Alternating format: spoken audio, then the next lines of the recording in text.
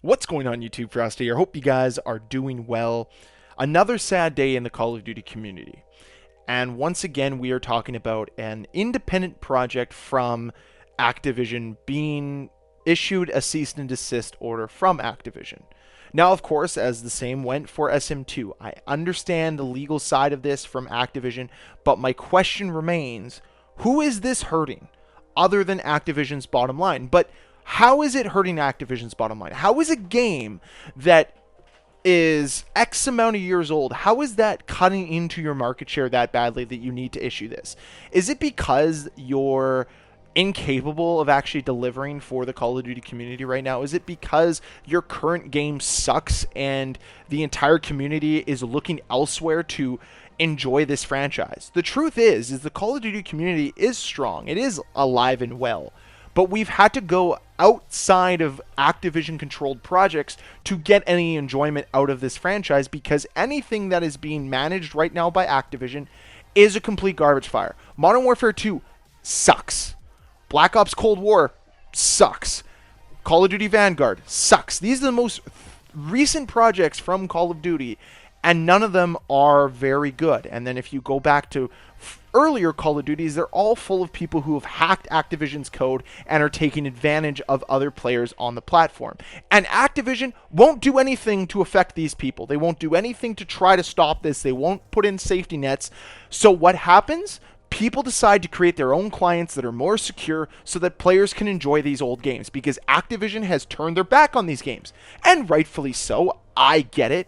They don't look at Black Ops 2 or Black Ops 3 or Modern Warfare 2 from 2009 as profitable anymore. So why would they dedicate personnel to it when you've got a game like Modern Warfare 2 that also has nobody dedicated to it, because the game is still trash and we're 6 months into the game's life cycle?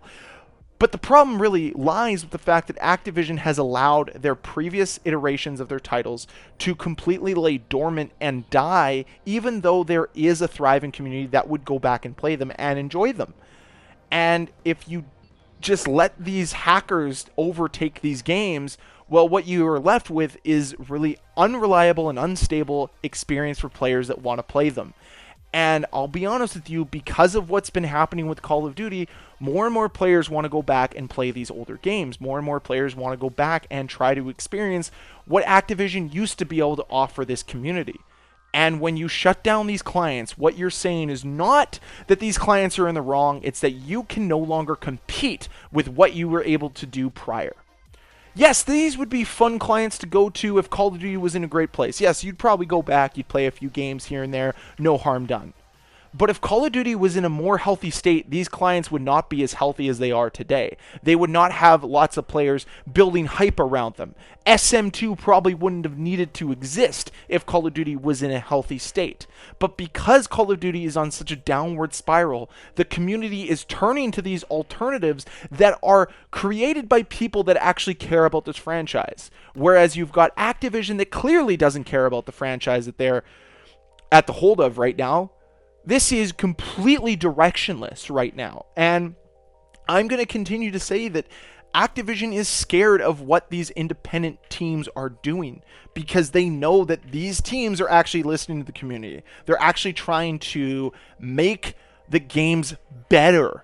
Whereas Activision is actively working against their best interests and against the community's best interests at every single turn, because that takes effort. These development teams that are working on things like whether it was SM2 or X Labs, these people cared and they were putting in effort. They were dedicating time. Whereas the people over at Activision and Infinity Ward and Treyarch, they're just collecting paychecks. They don't do any real work. If they did, the games wouldn't suck. You wouldn't have to go back to a 10-year-old game to get any type of enjoyment whatsoever out of this franchise. And frankly, it needs to wake somebody up at Activision that they needed to not order just one, but 2 cease and desist letters. And it should also be the icing on the cake that earlier this year, they also sent cease and desist letters to people paying homage to Call of Duty maps in Fortnite. How fragile are you right now as a company if you cannot handle fans making fan replicas of maps in a different game? Your ego is so fragile at this point, Activision. It is so transparent to everybody in the gaming industry that you are losing market share rapidly fast. And on top of that, you have what's going on with Overwatch right now, which, mind you, isn't making people very happy. So what's the plan here? What's the end goal? Is it to alienate everybody so they go to your competitors, so they go anywhere else but to you come this fall? Because I'll be honest with you, this decision, compounded with what you did with SM2, compounded with what you did with Fortnite, and on top of it, the fact that you are part of the same publisher that delivered the fiasco of Overwatch 2, what reason do we have to stick around? What are you doing here? All you're doing is pushing people away and forcing people to find alternatives. And this is what the community is going to do, is they're going to find alternatives. They're going to find indie games. They're going to find developers that actually care about their games and want to create a thriving community instead of whatever you're doing or whatever excuse you have. Because I'll be honest with you, Modern Warfare 3 isn't going to be the most innovative Call of Duty. I'll be honest with you, Modern Warfare 3 isn't going to be anything special. It's going to be another rinse and repeat, awful style game to what we've had within this Modern Warfare trilogy. It's going to be terrible.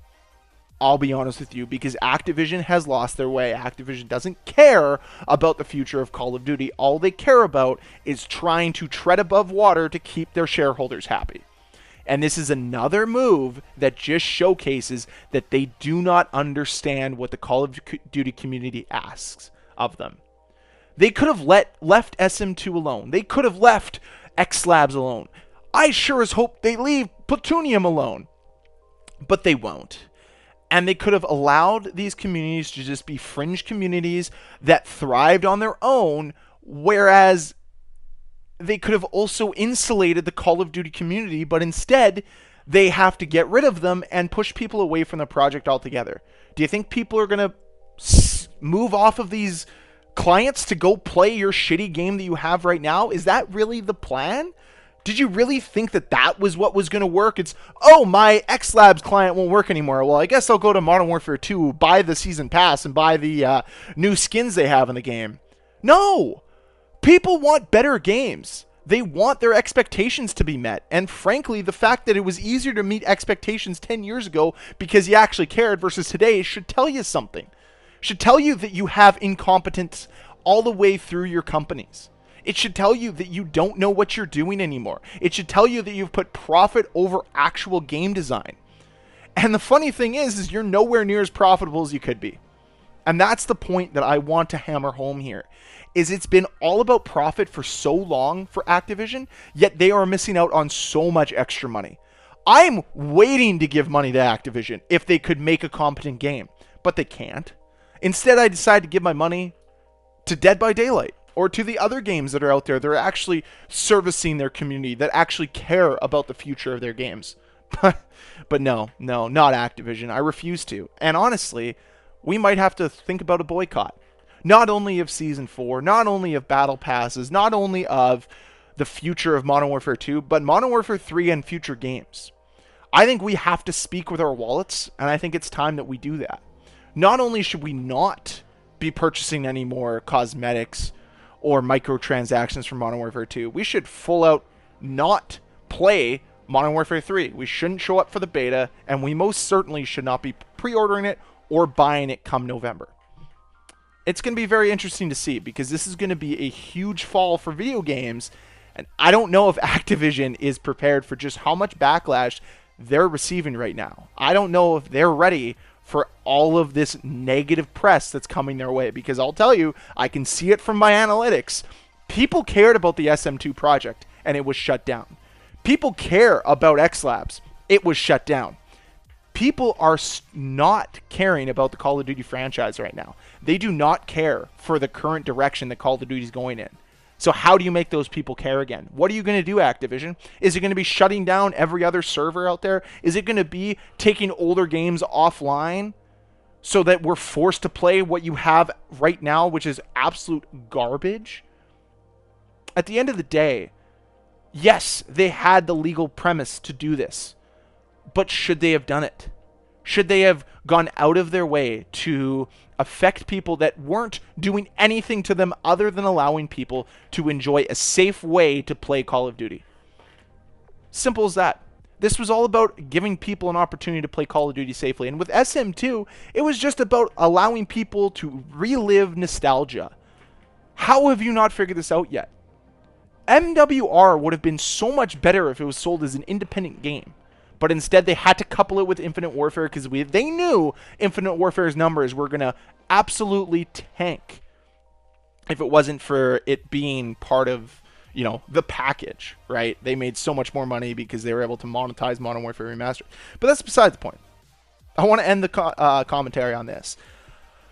I think this is a nail in the coffin for Activision, but it's up to us, the community, to decide if it's the final nail or if it's just one of many. Because I'm going to be honest with all of you, I'm kind of sick of this company. I'm sick of the way they're treating the community. I'm sick of the way that they're treating the legacy of their games, of past developers that have worked very hard on games. And frankly, I'm just done with them in general. So let me know what you think down below in the comment section. As always, guys, if you enjoyed this video, please hit that like button. If you want to see more videos from me, please hit that subscribe button. I'll see you guys next time. Bye.